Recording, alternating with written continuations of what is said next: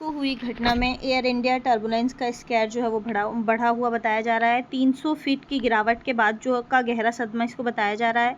इसको हम देखेंगे तो एयर इंडिया जो टर्बुलेंस है उसमें जो फुकेट से दिल्ली फ्लाइट में जो ये हादसा हुआ है, 300 फीट नीचे अचानक गिरावट शारीरिक प्लस मानसिक आघात महीनों तक जो है वो ये मतलब इसका डर बना रहेगा। तो जानते हैं इस खबर के बारे में। ही जो है टाइम ऑफ इंडिया की रिपोर्ट है, इसके बारे में हम विस्तार से जानेंगे इस वीडियो में। सबसे पहले हम देखते हैं खबर जो है वो क्या है। तो एयर इंडिया की फ़्लाइट के बारे में जो है वो खबर है। फुकेट से दिल्ली तक के लिए जो है वो इसने उड़ान भरी थी।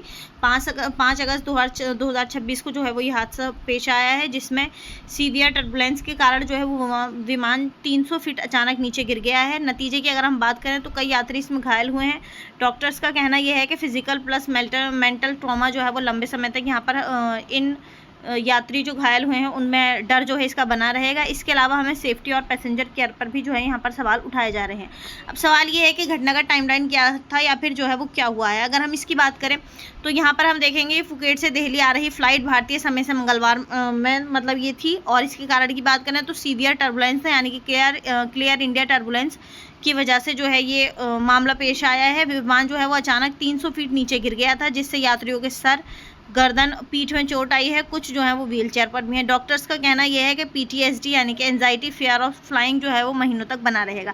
अब सवाल ये है कि ये जो घटना हुई है ये हुई किस वजह से है, मतलब इसकी जो है वो वजह क्या रही है। अगर हम इसकी वजह के बारे में जानें तो हम सबसे पहले देखेंगे कि मतलब ये जो है टर्बुलेंस क्यों होता है या फिर ये जो है वो क्या है। अगर इसको देखें तो क्लियर एयर टर्बुलेंस जो है वो बिना बादल के रडार पर जो है वो नहीं दिखता है, यानी कि 2050 तक कैट 2 गुना जो है वो बढ़ने का अनुमान यहाँ पर लगाया जा रहा है।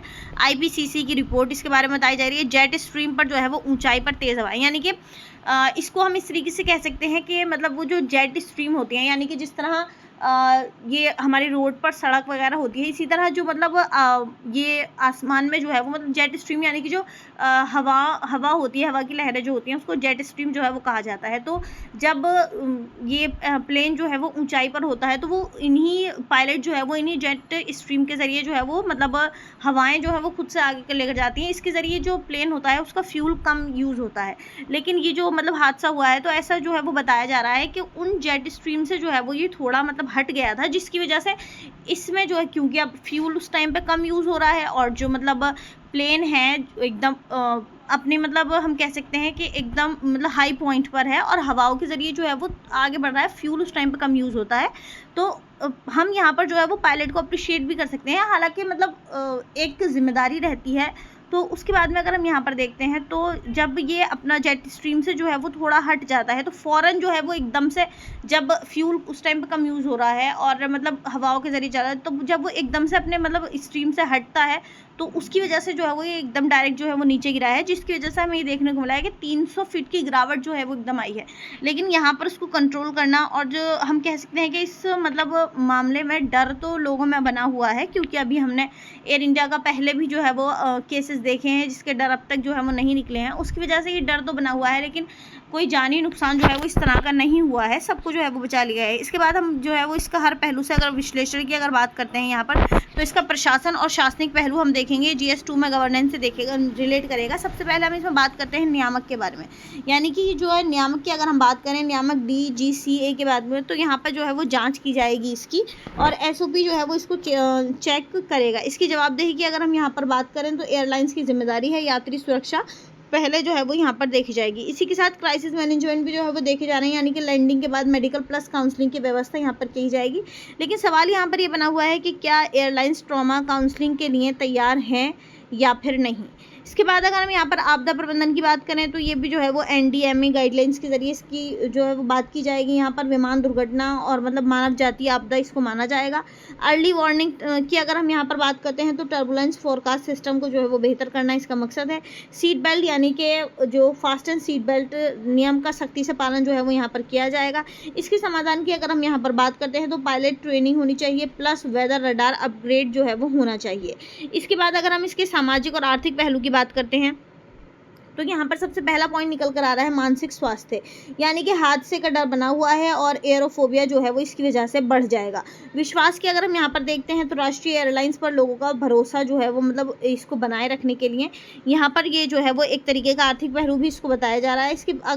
इसके अलावा हम बीमे को देखते हैं तो यहाँ पर ट्रैवल इंश्योरेंस प्लस कंपनसेशन का मुद्दा जो है वो यहाँ पर इसके ज़रिए उठाया जा रहा है। अब सवाल ये है कि यूपीएससी के लिए कि इसमें क्या क्या पर्सपेक्टिव है, क्या ज़रूरी है। उसके पहले हम जो है वो मतलब टर्बुलेंस और एक्सीडेंट क्रैश जो है उसके बारे में देखेंगे। तो सबसे पहले अगर हम इसके कारण की बात करें यहाँ पर, तो मौसम प्लस कैट और जेट स्ट्रीम जो है वो इसकी टर्बुलेंस की वजह बताई जा रही है। एक्सीडेंट और क्रैश की बात करें तो तकनीकी खराबी और पायलट की गलती को जो है वो एक्सीडेंट या फिर क्रैश कहा जाता है। इन दोनों में अगर हम मतलब कंपैरिजन करना चाहें, नुकसान की अगर हम बात करें तो टर्बुलेंस में जो है वो ज़्यादा चोट आती है, डर बन जाता है, और एक्सीडेंट या फिर क्रैश में जो है वो जान और माल का नुकसान होता है। रोकथाम की अगर हम यहाँ पर बात करें तो सीट बेल्ट और फोरकास्ट से जो है वो इसको रोका जा सकता है, लेकिन एक्सीडेंट क्रैश में जो है वो मेंटेनेंस होना चाहिए और ट्रेनिंग होनी चाहिए। यूपीएससी के लिए कीवर्ड्स अगर हम इसमें देखें तो ये डिजास्टर मैनेजमेंट में आ जाएगा टर्बुलेंस जो है, और एक्सीडेंट और क्रैश जो है वो एविएशन सेफ्टी GS2 से जो है वो यहाँ पर ये रिलेट करता है। इसके बाद हम यहाँ पर देखेंगे कि ये यूपीएससी के लिए कौन कौन से जो है इसमें इंपॉर्टेंट पॉइंट है, या यूपीएससी के पर्सपेक्टिव से यहाँ पर जो है वो क्या क्या पॉइंट निकल कर आते हैं। तो सबसे पहले ये GS2 में पॉलिटी और गवर्नेंस से कुछ पॉइंट जो है वो रिलेट करते हैं, जिसमें सबसे पहला है DCGA एक्ट 1994। इसको जो है वो उड्डयन सुरक्षा का नियमन जो है वो इसको कहा गया है, ये 1994 में इसको लागू किया गया था। इसके अलावा जो आता है वो है मॉन्ट्रियल कन्वेंशन, यानी कि 1999 में इसको जो है वो शुरू किया गया था। हवाई दुर्घटना में मुआवजे का प्रावधान इसके जरिए जो है वो किया जाता है। अब सवाल यहाँ पर ये बना हुआ है कि नियामक संस्था कितनी स्वतंत्र और जवाबदेह है। ये सवाल जो है वो अभी भी इसी तरीके से बना हुआ है कि जो नियामक संस्था है वो कितनी स्वतंत्र है और कितनी जवाबदेह है। इसके बाद हम देखेंगे दूसरे पॉइंट जो रिलेट करते हैं GS3 में डिजास्टर मैनेजमेंट और जो है वो साइंस से। तो इसमें सबसे पहला दिखाई देता है हमें क्लाइमेट चेंज प्लस इम्पैक्ट, यानी कि टर्बुलेंस जो है वो बढ़ेगा, जिसकी वजह से एविएशन रिस्क भी हमें देखने को मिलेगा। इसके अलावा टेक्नोलॉजी पर अगर हम यहाँ पर बात करते हैं तो AI से जो है वो टर्बुलेंस को प्रिडिक्शन यहाँ पर की जा सकती है टर्बुलेंस की। इसके कुछ समाधान भी हैं, जिसमें real time turbulence reporting system है, यानी कि टर्बुलेंस की जो रिपोर्टिंग सिस्टम है वो रियल टाइम के अकॉर्डिंग होनी चाहिए, और क्रू रिसोर्सेज मैनेजमेंट ट्रेनिंग जो है वो यहाँ पर होनी चाहिए। ये इसके कुछ समाधान है। इसके अलावा ये GS4 से रिलेट करेगा एथिक्स में, जिसमें सबसे पहला पॉइंट निकल कर आ रहा है एयरलाइन का कर्तव्य, यानी कि प्रॉफिट से पहले पैसेंजर की सेफ्टी जो है वो ये एयरलाइन का कर्तव्य होनी चाहिए। पायलट के धर्म की अगर हम यहाँ पर बात करें, यहाँ धर्म से मतलब है कर्तव्य, जो हम मतलब वैदिक पीरियड में देखते हैं। धर्म का मतलब था ऋग्वेद में जो है वो कर्तव्य बताया गया है, तो यहाँ धर्म का मतलब है कर्तव्य, यानी कि यहाँ पर जो है वो पायलट का क्या धर्म या फिर क्या कर्तव्य बनता है। तो इसको अगर हम देखें तो शांति से स्थिति को संभालना जो है वो यहाँ पर पायलट का कर्तव्य है। इसके अलावा सरकार के कर्तव्य की अगर हम यहाँ पर बात करते हैं तो आर्टिकल 21, जिसमें जीवन जीने का अधिकार है या जीवन का बचाने का अधिकार जो है वो सरकार का कर्तव्य यहाँ पर बताया गया है।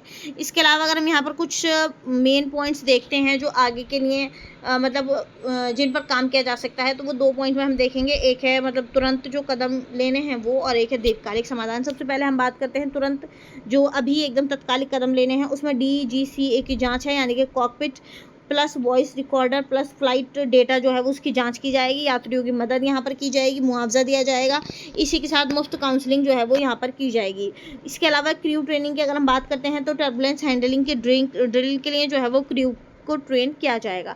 अगर हम दीर्घकालिक समाधान की यहाँ पर बात करते हैं तो पहला पॉइंट हमें देखने को मिलेगा टेक्नोलॉजी, यानी कि लिडार प्लस AI से कैट की जो है वो कैट की पहले से पहचान हो जानी चाहिए। और नियम की अगर हम यहाँ पर बात करें तो सीट बेल्ट साइन हमेशा जो है वो ऑन रहना चाहिए। यात्रियों को टर्बुलेंस से डरने की ज़रूरत नहीं है, ये बताना जो है वो उनको जागरूक करना, ये जो है वो इसके कुछ दीर्घकालिक समाधान रहेंगे। इसमें हम निष्कर्ष कुछ देखें तो अगर 300 फीट की गिरावट 10 सेकंड की थी पर सदमा जो है वो महीनों का, यानी कि जो गिरावट हमें देखने को मिली है 300 फीट की, ये टाइम अगर हम इसका देखें तो ये 10 सेकंड की ही थी, लेकिन इसका जो सदमा है वो महीनों तक लोगों में बना रहेगा।